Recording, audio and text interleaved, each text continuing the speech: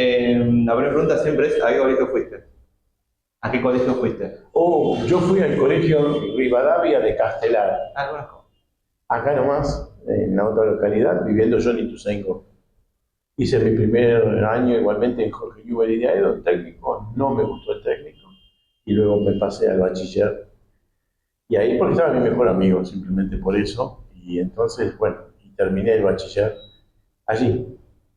¿Y después cómo fue que Después, terminaste estudiando arquitectura? claro, Acá decimos. bueno, el comienzo mío de estudiar arquitectura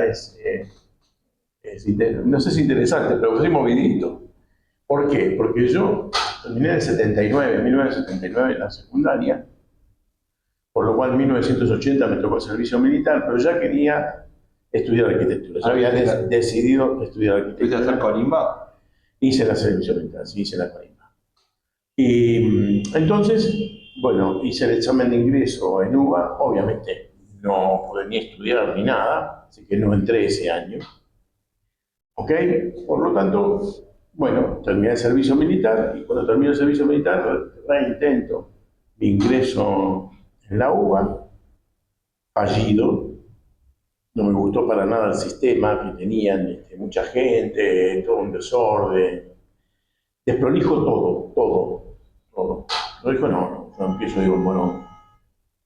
Y Morón, la verdad que me gustó muchísimo en el 81 porque era una materia por día, turno en ese momento, turno tarde, había turno mañana y turno tarde, fui al turno tarde, organizado, un docente que explicaba, todo lo demás es perfecto. Pero ese año, en julio de ese año, se da la oportunidad que mi familia, que es italiana, o sea, ya eran, mis padres fallecieron, pero era italiana, decide venir a vivir a Italia. Entonces yo le decía, dependía de un poco de mí, de mi decisión, si, dale, que yo todo esto ya yo venía estudiando idiomas, ya había estudiado inglés, francés y italiano seguro. Entonces ya el italiano lo dominaba, aparte por naturaleza de familiar. Yo había viajado a Italia ya un par de veces y entonces ya hablaba italiano, o sea, no había problema. Entonces supuse que, error, sabiendo italiano, vos podés ir a estudiar arquitectura, como fui a estudiar arquitectura en Florencia, en Italia. En el 81 dejé la facultad de arquitectura acá en Morón, organizada con una materia por día, todo lo demás, y me fui a otro caos, para mí otro caos, que fue la Universidad de Florencia, donde las materias eran sin organización, había un cronograma enorme con un montón de comisiones, uno se armaba tal cual con su propio programa para poder asistir, y las clases eran todas de 2 horas. O sea, yo podía tener elementos de diseño 1, supongamos, de 9 a 11 de la mañana, y de 11 a 13, matemática. Pero matemática lo tenía a 8 cuadras el edificio, no en un aula de al lado. Por lo cual ya llegabas tarde. Y cansado. Y cansado. Y ya había, porque empezaban taxativamente al horario. Por lo cual ya me empezaba a perder un montón de cosas. Y había una sola comisión de matemáticas, no sé por qué, y por ejemplo éramos 1200 alumnos, 1200 alumnos en una aula, que no era un aula, obviamente era un teatro. Habían alquilado el teatro para que el profesor, y no con pantalla informática, ni pantalla grande, ni luminosa, ni nada, sino con pizarrones gigantes, una serie de pizarrones gigantes, escribía unos números gigantes, unas ecuaciones explicando lo que son matrices y todo lo demás. Conclusión, nada, fallé yo porque tenía 20 años ya, mi mente no estaba allí para estudiar arquitectura y la facultad tampoco me gustaba, por lo cual, ya a principios del 82, febrero del 82, le dije a mis padres, señores, mucho gusto, encantado, Italia está muy lindo, pero yo me vuelvo a Argentina porque yo acá no me recibo como arquitecto. Se armó un problema. Igual bien que vos ya tenías como en mente que querías ser arquitecto. Sí. Ya, Fíjate, ya tenía, yo venía de cursos de ingreso en la UBA, acá, allá, eso, Italia, no cambié carrera. Perfecto, porque viste mucho golpe, golpe. Vos decís, no, yo quería saber esto y más, ya había vivido un poco la experiencia de Morón, por lo cual me encantaba esto, sabía lo que era esto, y intuía, por suerte el tiempo me dio la razón, intuía que en Europa, por lo menos en ese momento, no sé ahora, yo personalmente no iba a proliferar como arquitecto, ni como estudiante. Me vuelvo acá, comienzo a estudiar de nuevo de cero, me recibo, me voy a Italia y me quedo trabajando 3 años como arquitecto recibido de la Universidad de Morón, porque ya me encontré con amigos que antes, cuando estaban estudiando, eran estudiantes y ya ahora, después de 6, 7 años de estudio, eran arquitectos. ¿Qué tal? ¿Cómo te va? ¿Qué decís? ¿Tenés trabajo? ¿No tenés trabajo? Sí, tengo trabajo. Vení, te doy una mano para ver un intercambio cultural, para ver cuánto había aprendido yo y cuánto sabían ellos. De eso, en este caso, a Eliseo, un gran amigo arquitecto espectacular italiano, Eliseo Aprile, y tuvimos muy buen feeling, muy buen feeling. Él sabía un montón, era un fanático de arquitectura, yo venía también con mis cosas particulares que me gustaba mucho la arquitectura. Por lo cual, porque había participado incluso en la Bienal del 89 en 4 concursos internacionales, me habían premiado en 2, o sea, venía muy acelerado. Sí, aparte la facultad acá tenía los mejores profesores, con todos los que tenía. Fue para mí una época dorada, ya sea como profesores y nosotros como alumnos, que yo se los cuento siempre, nosotros como alumnos redoblábamos la apuesta para arriba. Hay que hacer estos ejercicios, me acuerdo siempre del diseño 5 con la urbanización de San Bernardo, eran 3 manzanas por 5 y terminamos haciendo todo. Y dijimos, mirá, no, 3 manzanas por 5, olvídate. Es muy chiquito, esto no podemos hacer nada, hay que hacer todo la costa. No van a poder, sí, vamos a poder, y pudimos. O sea, era al revés la cosa, la gana de aprender. Fue genial, la verdad que fue bárbaro. Y aparte, sanamente, seguíamos a los que ya estaban avanzados para ver que eran como estrellas de Hollywood, ¿viste? Por ejemplo, en este caso, Alejandro Lobos estaba un par de años más arriba, y yo decía, che, mirá, no, pero Lobos, mirá Alejandro, y miraba lo que hacía Alejandro, estaba buenísimo, la verdad que... Claro, en ese momento tenían ya casi todos como ayudantes. Claro, yo no lo tuve Alejandro, pero sí estaba mi primo Fabio, que también estaba en un genio, junto con un grupo, y uno, viste, pispeaba siempre de ahí, ¿viste? O sea, eran motores que empujaban para adelante, entonces vos si te prendías, arrancabas, viste, eso valía mucho, para mí por lo menos. Y los docentes geniales, genial. Entonces me retomo, llego a Italia en el 90 como para saludar a mi abuela, estaba viva mi abuela, todavía no tengo parientes, aún no tengo parientes.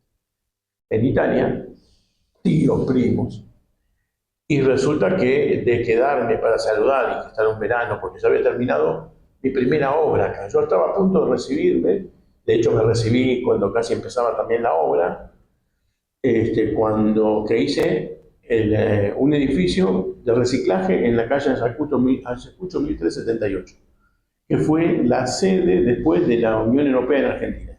Hice todo el reciclaje.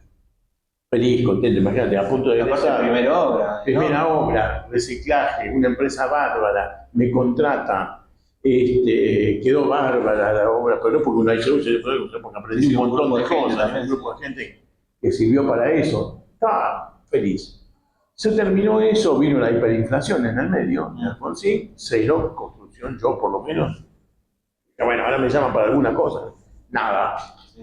En el interín dije, mira, me voy a estar de sonar a la abuela, porque bueno, si no, pues ya que... De paso despejas un poco acá. De paso, un quilombo, qué sé yo, tal cual, y de quedarme 2 o 3 meses me quedé 3 años. ¿Por qué? Porque el liceo, como te decía, recibido, muy buena onda y demás, tuvimos muy buen feeling al proyectar. Y la verdad que fue fantástico, porque vivíamos proyectando mañana, tarde y noche, literal, 25 casas para hacer, más las reformas, más todo lo demás, estábamos enloquecidos pero felices porque veníamos pensando, y esto, el lápiz y el papel. Compartís una pasión con un amigo, claro, que es genial, y aparte estábamos almorzando en Italia, cuando vos no tenés nada que hacer, que yo vamos a comer una pizza de algún lado, ¿viste? Los individuales los dábamos vuelta y dibujábamos lo que se te ocurría. El liceo había trabajado en un estudio de un arquitecto muy famoso también, muy conocido en ese momento, para ellos muy conocido, nosotros no, que es David Palterer. Y David Palterer era un profesor de Florencia, que daba clases de arquitectura en Florencia, y a su vez tenía su propio estudio de arquitectura, que si nosotros éramos apasionados, estaba loco por la arquitectura, dormía 4 horas o 2 horas y vivía constantemente haciendo proyectos de arquitectura. Me contaba él, hasta se desmayó una vez en el estudio de tanto cansancio. Pero bueno, y él aprendió también, aparte de ser de arquitectura, que era muy fanático y espectacular, pensá que él compraba, y aún hoy lo hace, 2 o 3 libros por mes de arquitectura, más de 6 o 7 revistas, 5, depende de diseño, de interiores y lo demás, por mes. Cuando yo lo conocí, hacía 2 años que ya hacía esto, así que tenía una biblioteca impresionante. Sí. Espectacular. Yo lo sigo haciendo eso, yo me compro la revista, la revista de Clarín, ahora saco una vez al mes, la revista Living, claro. Una revista, una online me compro la Domus, que es la Domus, bueno, la Domus es la fija, yo la empecé a comprar la Domus, y la revista Arca también. Arca también. Arca es carísima, muy buena.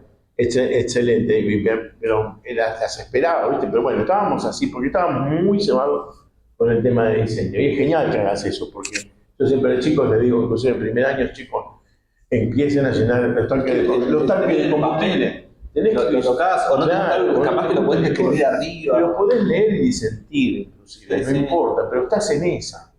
Estás empapado en lo que vos te gusta. Podés criticar, decir, no, eso no me gusta, no me prendería por acá, me prendería por allá, no hubiera hecho esto, hubiera hecho lo otro, no importa. Pero es llenar un tanque de combustible. Yo decía, bueno, llenar un tanque, cuando empiezas a empezar a proyectar, si te agarra el frío, pero si ya te empiezas a cargar de algunas imágenes, algunas cosas, de algunas tendencias que vos vas queriendo tener, ya es distinto cuando pones el lápiz arriba del papel. Porque todo arranca con un croquis, convengamos. Sí, y la cabeza va a algo que ya reconoces, y vos ya estás como empapado con conocimiento. Con conocimiento, ¿entendés? Ya tenés más. Nosotros lo que nos pasaba con el liceo, y ahí viene ese ping-pong genial. ¿Por qué genial? Porque no había rivalidades. No es que, esto se me ocurrió a mí, entonces lo defiendo a muerte, pues se me ocurrió a mí. No. Sino íbamos sumando a la idea.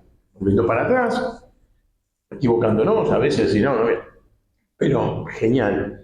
Entonces, ese ping-pong fue riquísimo.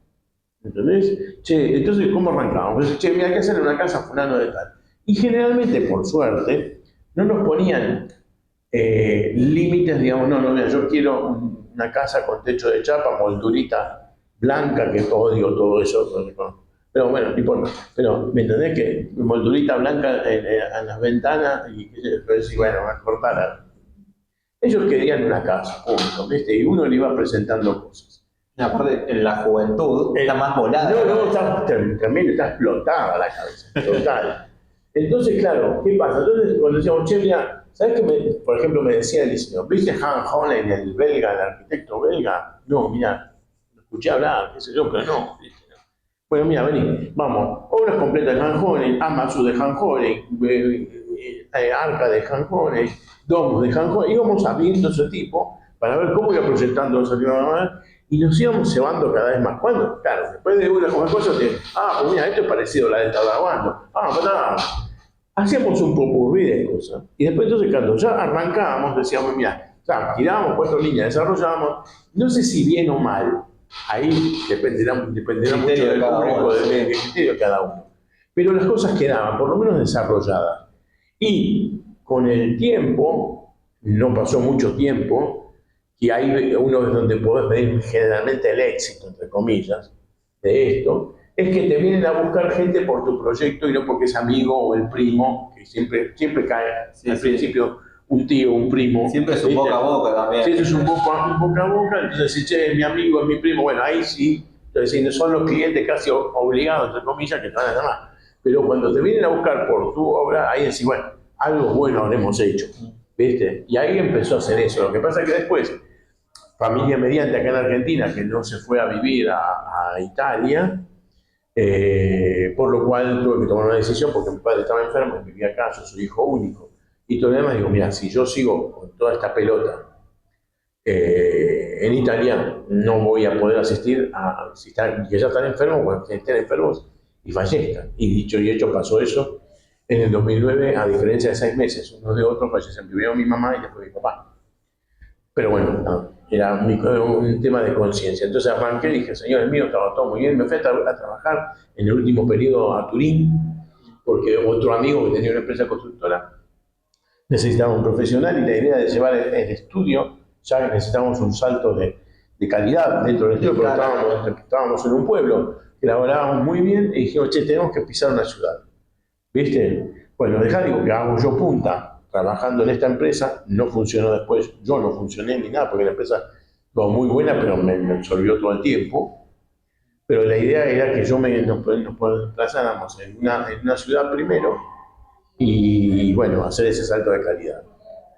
Y lo que sucedió que entonces me fui a trabajar para una empresa que hacíamos los trabajos para Fiat Engineering, para Fiat en Turín. Fiat es fabricación italiana, sí, sí. Automóviles Turín. No, aparte en esa época, crecimiento total de Fiat. Total, claro, totalmente de Fiat. Empieza a comprar fábricas, todo empieza a crecer. De hecho, claro, porque después se hace el grupo automovilístico, claro, Fiat, pero compra Lamborghini, Lancia, Ferrari lo compra también, todo en esa época. Famosa. Entonces, bueno, tuve un trabajo interesante, fue haberle arreglado las oficinas a Agnelli. Agnelli era el dueño de todo Fiat, de todo ese parque industrial. El tipo más millonario de Italia era ese tipo que no se movía en auto, se movía en helicóptero. Y un día, Romiti, que es el segundo de Agnelli, le entró agua por el techo. Ellos tenían una oficina en el 10º piso en Italia, en Turín, el edificio más alto de 10 pisos. Y ellos eran los dueños de ese edificio. Y le entró agua en el baño y le arruinó un par de zapatos. Entró en cólera y dijo, muchachos, llamen a la empresa constructora para que me arregle todo el techo, no puede ser que acá entre agua. Y a mí entre agua, tenía razón, imagínate, el tipo que maneja todo, fíjate, el vicepresidente, nos llaman a nosotros. Y tengo una anécdota porque imagínate la seguridad que tiene ese tipo. Después nos enteramos, eran 10 pisos de altura el edificio, de los cuales los grandes jerarcas de Fiat estaban en ese edificio hasta el 7º piso. 8º piso, 9º piso vacío por completo. 10º piso, Agnelli y Romiti que aterrizaban con el helicóptero. Entonces, ¿qué pasaba? Si el ascensor, los guardias de seguridad estaban constantemente mirando los ascensores. 6, 7 tipos, armados hasta los dientes y demás. El que pasaba en el 8º piso está y no habían avisado, agárrate. ¿Viste? Porque cómo están pasando del límite estándar, digamos. Y a mí me pasó que fuimos con mi jefe, entonces en horarios puntuales, como corresponde. El de la entrada nos hizo un pase a otro tipo de seguridad, a mitad de camino otro más a los ascensores, pases de seguridad, y se supone que este último que tenía que haber advertido a la guardia de seguridad de arriba del 10º piso, que íbamos nosotros, por alguna razón no advirtió. Por lo cual, nosotros subimos, bueno, con un tipo de seguridad, el otro que era ascensorista, que también estaba escondido, estaba armado, pero bueno, ¿viste? Entonces, cuando llegamos al 10º piso, nos encontramos a 4 tipos y pistola apuntando a ver qué corno. Obviamente, nosotros nos quedamos duros así, nos quedamos reduros, y bueno, empezaron, che, ¿por qué acá? El teléfono, todo, mil disculpas, disculpándose todo, qué sé yo. ¿Y ustedes qué vienen a hacer? Nada, venimos a ver la terraza para ver qué corno hay que hacer. Bueno, hay que poner toda la membrana, todo esto, todo lo demás, le pintamos la H para que aterrizara el helicóptero, y bueno, de ahí empezamos, pero así fue esa tarea. Entonces, cuando después ya más o menos termino de ese coso, yo estaba con la mente más acá por el problema de mi padre que otra cosa, decido volver de nuevo acá. Y ahí también, casi contemporáneamente que yo llego a Buenos Aires, me encuentro con un profesor querido, Francisco Dash, en Elemento Diseño 2, y él me dice, che, ¿sabías que estabas en Italia? Todo demás, porque todo el mundo más o menos nos pasábamos la voz. Y no, digo, mira, ahora ya me quedo, dice, bueno, ¿no quieres venir a mi cátedra? Sí, voy a tu cátedra. Y ahí empecé de nuevo con la parte de docente Claro, que ya ven- eso te iba a decir, ¿antes estabas haciendo docente? Sí, o- claro. Ah, Yo empecé, el único año que yo no fui docente aquí adentro fue cuando fue en primer año. Pero era un chico inquieto, qué sé yo, molesto, que preguntaba todo. Y un año fue los sábados en metodología de la investigación,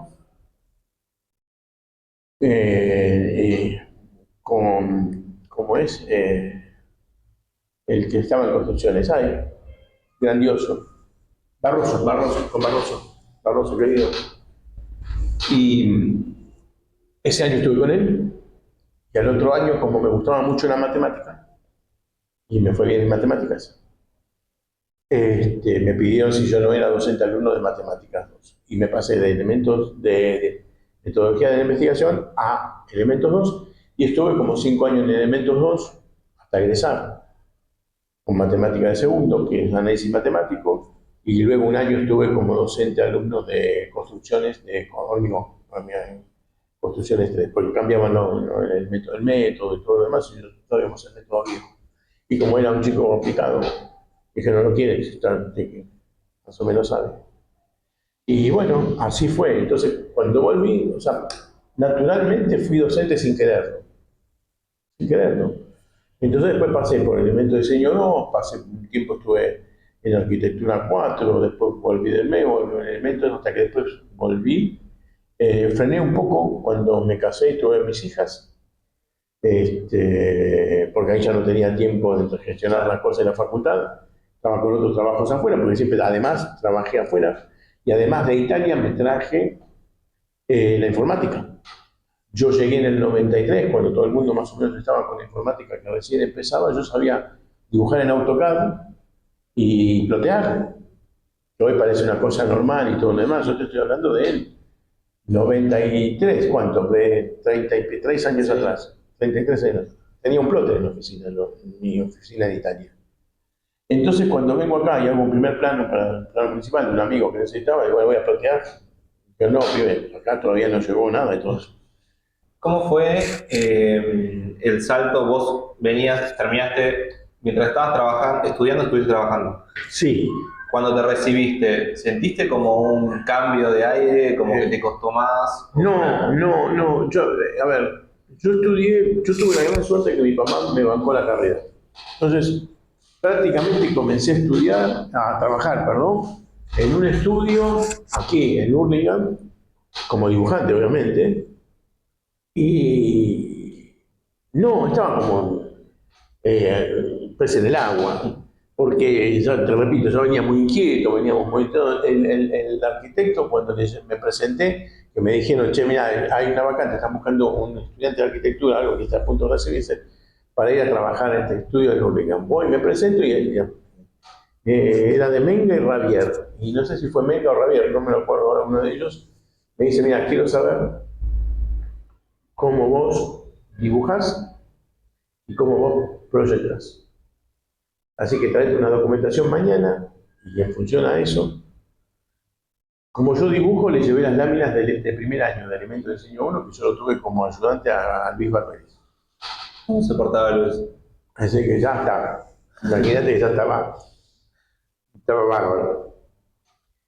Y luego, como proyectaba, le mostré el proyecto que estaba haciendo en Diseño 5 y me dijo algo así como que, excepto mi escritorio, sentate donde quiera. Y así hicimos toda empecé a hacer una documentación ellos estaban haciendo un hotel, el proyecto de un hotel para Formigal en España. Y yo no solo yo, sino un grupo de gente más, 3 o 4 más, arquitectos, hicimos todos los planos para ese hotel. ¿Viste? Estaba feliz y contento, pero ¿qué pasa? Ellos también, siempre en este país la crisis hace que, ¿viste?, patines en el barro. ¿No te aburrís en este país? Jamás, Imposible.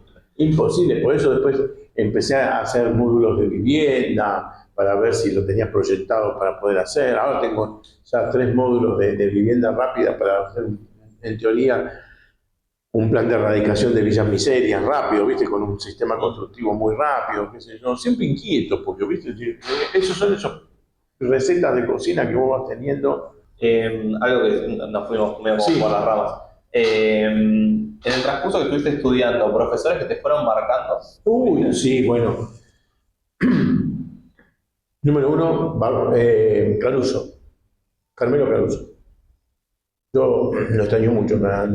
Cuando vine a Italia ya había fallecido y no lo podía creer. Se murió muy joven y dolorosísimo. Después, bueno, Jorge Barroso, sin lugar a dudas. Ivakov, también otros que fueron unos pilares. Federico Raz, Héctor Federico Raz, también me gustó mucho. Me gustaron, hubo un montón más que por ahí ahora no me acuerdo, pero que también sumaron, ¿viste? Y lo bueno es que estábamos en una situación de positivo, ¿viste? Sumamos trabajo, sumábamos cosas, ¿viste? Y tipos que te llevaban adelante, ¿entendés? Te llevaban adelante. Si mira, ¿qué vamos a proponer esto? Bueno, dale, ¿viste? Me encanta porque todos literal me nombraron a los mismos 4 o 5 profesores. Ah, mirá. Es literal. Creo que Mónica me habrá nombrado, no me acuerdo el nombre ahora. Maide Valerga estaba genial. Maide es genial. Aparte terminamos siendo amigos con Maide, la adoro. Esa mujer está genial. Lo que sabe de historia esa mujer. Sí. Impresionante. ¿Cómo era una clase con, bueno, todos me nombraron a Barroso, ¿cómo una clase con Barroso? Barroso era genial porque, primero y principal, estábamos en un taller, éramos 200 personas, sentaditos en unos bancos altos, con unas mesas también altas, y él agarraba y se sentaba arriba de la mesa. Entonces, ¿por qué? Para tener un poco de visión y todo lo demás. Y tenía una capacidad primero un léxico tremendo y una facilidad de palabra. Imagínate que manejaba, cuando fuimos con metodología de la investigación, no era metodología de investigación justamente de hacer las muestras de investigación, empezamos a ver lingüística y todos los silogismos categóricos y todo lo demás. Había un montón de cosas que eran de lingüística y todo. Entonces, y él tenía una facilidad y era una personalidad magnética. ¿Viste? Era una personalidad magnética. El tipo cuando entraba era el carisma. Era muy carismático, era muy carismático. Y entonces, nada, el tipo, ¿qué decirte? Era wow. Más que estabas en primer año, ¿viste? Entonces había un tipo monstruo que era brillante en lo que era madera. Sí, no sé si era uno de los pocos. Claudio me había contado que fue de los primeros que hizo másters en Estados Unidos. Vino acá. Sí. Bueno, gracias a Barroso, yo estaba en tercer año de la facultad, tercero o cuarto, cuando él dijo algo así como, miren, estoy hablando de 1980 y pico, para que ubicarnos en el tiempo. Y nos dijo, señores, no se hagan problema, acá van a tener seguramente una computadora que va a ser portable, que la enganchan acá, y había un toma alto, por ahí lo enganchan acá y por un satélite, algo, ustedes van a ver. Yo decía, este tipo está re loco. Era Menem diciendo, va a ir un puente. Claro, tal cual, va a aterrizar, ¿entendés? Y yo dije, wow. Digo, pero como venía de él, era muy difícil pensar que no iba a ser así, ¿entendés? Dicho y hecho, pero cuando después me egresé, fui a Italia y vi que estaban recién pensando en la informática y todo el mundo se peleaba, yo dije, muchachos, este aparato es lo que se viene. Me lo dijo a mí un profesor que sí sabe, y que era visionario, que era así, todo el mundo dijeron, no, bueno, yo sí me encargo de eso. Yo aprendí informática solo en Italia, 12 horas por día, y en 4 meses me aprendí todo AutoCAD. De hecho, después en IBM le hice los manuales de AutoCAD 2012, digamos. No, de 2012, del 12, no, sacá el 2000. Del 12, la versión 12 de AutoCAD. Así que imagínate, lo había destripado, estaba fanatizado con el tema de la informática. Qué bien, no, eso y gracias a Barroso. Me pasa esto que te pasaba vos con Barroso cuando, por ejemplo, veía en primer año a Luis dibujando. Claro. Y vos te quedás como diciendo, la puta madre. No, claro. 8 puntos de fuga. Cuando nosotros como docentes en 8 puntos de fuga le hicimos un juicio atrás, ¿viste? Porque él se copa. Se va. Y al final dijimos, no, bueno, pará un poquito, sí, Luis dibujando. Bueno, es excelente.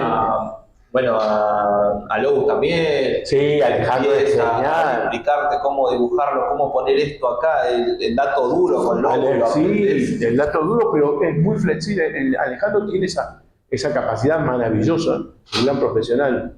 Yo lo admiro mucho, Alejandro, porque cualquier cosa que él proponga, que vos le propongas, él jamás te va a decir no.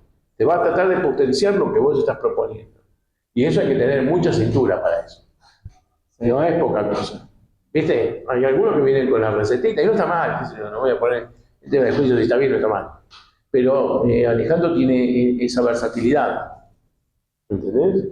Así que no, genial. Sí, genial. bueno, yo cuando veo esos profes, o mismo Mónica Pinto también. Mónica también, Mónica es Vos ves excelente. todo lo que hizo y que te muestra, No. porque, bueno, vos trabajás en Sí, Mónica la hemos cruzado de colegas, ella como en Malvinas Argentina y yo como José Paz. Claro, yo digo, me preocupo genial, porque Mónica el es agua genial. y Mónica te arma un acueducto, o sea, piensan en todo. Cuando veo esas cosas, me acuerdo las teóricas con Mónica, yo la escuchaba hablar y decía, ¿cómo hago que eso entre en mi cabeza? O ¿cómo hago Claro. una persona para hacer todo eso junto? No, porque claro, es increíble. a ver, empezás a manejar más de 20 variables. Sí, muchísimo. ¿Entendés? Claro. Y aparte, lo difícil que, bueno, cuando yo hablaba con Mónica, bueno, vos también trabajando en un municipio lo debes entender, es cómo haces para que tu proyecto trascienda lo político. Es muy difícil. Justamente, Eso es otro tema. Claro, es muy difícil eso. ¿No? Eso es otro tema. Eso es otro tema, porque hay que estar pensando en lo que vos querés, en la mejora que se sucede y cómo se lo vas a proponer para que te entiendan que es así y que sea político. Porque convengamos eso. Sí, sí, Del más de izquierda o el más derecha o de afuera, no importa, pasa eso. Sí, sí. Entonces, es decir, ¿cómo lo planteo? ¿Cómo le digo que esta gente va a estar mejor? ¿No? ¿Cómo estamos planteando eso? Sí, sí, es muy Entonces, es interesante, es muy interesante. Es un lindo juego de idas y vueltas y todo lo demás. Y aparte, después ahora, a mí me ha tocado hasta generar ordenanzas. ¿Entendés? Que me decían, Pedro, pero ¿cómo hacemos? Dije, déjame que yo te preparo la ordenanza, después con los abogados lo vas a ver, y después si te parece, le das el ok, y ahí viaja o no viaja. Así que no, genial. No, pero sí. De esos profes, a los Esos profesores de las profes, clases, eso sí. te motiva, ¿viste? Sí, son motivadores. Yo por suerte hemos tenido nosotros muchos profesores motivadores. E incluso, ¿sabés qué aprendimos? A saber qué no hacer. Y eso también es saber. Saber lo que no tenés que hacer. ¿Viste? Por eso después muchas veces, yo a veces con algunos arquitectos que son conocidos, famosos, me enojo. Porque digo, no puede ser que este tipo haya hecho esto, de un encuentro mal hecho. Después son premios PRISC, qué sé yo. Entonces digo, para. No voy a dar nombre porque no corresponde, pobre. Pero digo, no pueden haber hecho esto. No podés hacer esto. Esto está para un tipo que es de gran calidad, ¿no? Después podemos discutir si Frangheri era escultor más que arquitecto. Bueno, esas son posiciones a charlar, a discutir y hablar. O si Zaha Hadid rompió con la forma de los 90 grados y todo lo demás, y la línea recta, y se volcó a lo ultra orgánico, lo más orgánico. Yo solo pienso en la gente que hacía la documentación de Zaha. Claro, claro. Bueno, Frangheri, me enteré que Frangheri se hizo hacer un software exclusivamente para él que se lo dio la NASA. No había forma de que se entendiera lo que él estaba proyectando, de que se pudiera realizar. Bueno, nos podrá gustar el de Bilbao, el Guggenheim de Bilbao, sí o no importa, eso es un gusto personal. La ópera de Sydney. La ópera de Sydney, ponele. Son esos íconos que después podés discutirlos o no, pero están ahí y se realizaron. Porque una cosa que es muy importante para nosotros los arquitectos, y que no le damos mucha bola o sí, pero es que el hacer, hacelo. Que alguien te diga, sí, bien, dale, pibe, me gustó lo tuyo, dale, lo vamos a hacer. Y vos decís, ¿cómo lo vamos a hacer, viste? Sí, lo vamos a hacer. ¡Ah! ¿Entendés? Porque uno no está acostumbrado a este tipo de cosas que generalmente nos quedan en los papeles, o nos quedan en la mente, o nos quedan como desarrollarlo. Sí, mira, se lo voy a presentar así, pero ya vamos a hacer la casita del country, bueno, y le vamos a poner, ya está, levantamos los cuadros del coso, le ponemos el techo de chapa, le ponemos la bordura blanca, esa horrenda, pedorra, que es así, porque como parece que no tuviese otro ingenio en tu cabeza que más que eso, ¿entendés? Y lo pintamos de verde oro, como decía, qué excéntrico ese tipo. Y todo el mundo pasa por acá, quiero la casa esa. Voy a tocar el timbre, flaco, le pedí los planos, ya sé, no me llames a mí. Bueno, pero eso sería otro tema, ¿me entendés? Pero pasa eso, y cuando te dicen el hacer es fundamental, hacelo, equivocate incluso. Sí, porque eso también es muy importante, pero... Es muy importante equivocarse, aprender del error y hablar del error. Claro. Porque uno se queda con, por ejemplo, ¿no? Yo cometo un error en una obra y me lo guardo para mí y ese error no le sirve después a otra persona. No, hay que transmitirlo. Mira, sí. Flaco, cuando es así, cuidado con esto porque yo patiné acá. Eso es algo muy, muy difícil de que el arquitecto hable por un tema de orgullo, ¿viste? Nosotros tenemos... No, claro, nosotros somos, ¿viste? Aparte estamos endiosados, ¿viste? Somos tipos que caminamos cosas, porque viene Dios que es creador y después nosotros que somos creadores. El resto son una manga de tipos normales o no. No, a ver, sos un tipo que tenés que estar en todos lados yo por lo menos, yo soy todoterreno, a mí me han llevado para la obra y hago lo que más o menos sé hacer, y me llevan para el proyecto también, y si tengo que proyectar, hago todo lo que sea arquitectura, porque ya a esta altura me falta muy poquito para que me jubile, entonces imagínate, siempre traté de hacer arquitectura, entonces vaya si uno ha tenido errores, digamos, de esto, siempre transmitiéndolo, che, mira, ten cuidado acá, ten cuidado allá. Y lógico, y hacer, es lo importante es hacerlo, participar. Y está bien, tenerlo ya lo tenés, bueno, está, y si te dicen que sí, hacelo, andá y hacelo. Bueno, ahora estás hablando mucho de eso y siento que van a ir por ese lado, pero ¿qué consejo le darías a los alumnos que están por recibir o mismo ya arquitectos recibidos? Mira, primero y principal, no pierdan la esperanza. Se viene la inteligencia artificial. Eso nos va a desmoralizar mucho. Pero, atenti. Eso no significa que nos pongan en menor valor, sino todo lo contrario. Porque la inteligencia artificial va a crear unos productos arquitectónicos, uno se lo puede pedir, incluso hacerme una casa, se lo tipeas, hacerme una casa minimalista, con cosas que aparezca en el escudo de un cuadro de fútbol que te guste y te lo hace en 5 minutos, pero lo importante, y ahí viene el punto crítico nuestro, que hay que saber, para saber de las propuestas que la inteligencia artificial te da, cuál es la mejor, por lo cual ahí te tienes que ponerte vos por encima de la inteligencia, porque vos vas a tener que decidir cuál producto es el coherente en función a qué, al entorno, a la orientación, a la sustentabilidad, a todo lo que aprendiste en la facultad. Está bien, por ahí no es tu gran, puede serlo también porque haces un croquis. Hoy yo he probado con eso, ese croquis. Es que vos sos el que tiene que usar la IA y no al revés. Claro, la IA por ahora es un instrumento que te brinda esa facilidad de rapidez, de no pasar por el AutoCAD, por el Archicad. Yo paso por AutoCAD, Archicad, Twinmotion. Y de Twinmotion que le daba realismo. Hasta ahí llegaba. Ahora hago croquis y directamente IA. ¿Entendés? Entonces me brinda un producto, pero yo determino qué está bueno o no, en función un poco a lo que uno quiere, pretende, y en función también a todo las variables que ya te dije. Pero eso significa saber. Entonces, nunca dejen de aprender. El arquitecto no deja de aprender nunca. ¿Por qué? Porque siempre salen cosas nuevas, materiales nuevos, productos nuevos, técnicas nuevas, o estás elaborando tu propio lenguaje de expresión a lo que va a venir o no, o lo que te gusta o no, o lo que te surge en el momento.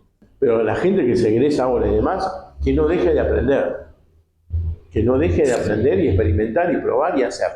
Si uno puede hacer, logra. Pero para mí el verbo hacer es gigante. Si tiene un poder muy gigante el poder hacer. Da y hacelo. probalo, ensayalo, te equivocaste, no importa, aprendiste.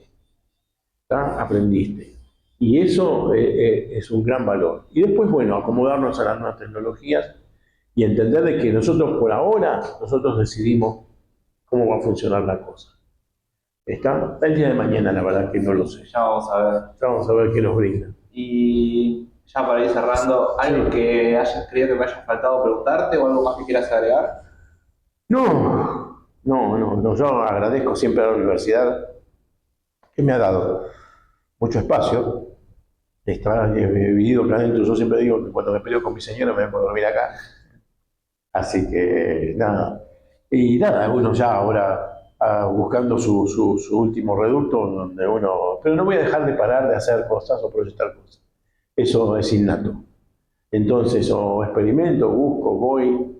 Y siempre fui docente, así que voy a seguir explicando algo, asiste en cualquier lado. ¿A quién le pasamos la próxima entrevista? A Carlos Gallo. Carlos Gallo. Ok. Sí, Charles es un gran amigo, un gran tipo y creo que también tiene muchas cosas para contar. Excelente. Perfecto. Bueno, muchas gracias. Gracias a vos, Daniel, y gracias por tu espacio. No, nada. Ahora toca el dibujito.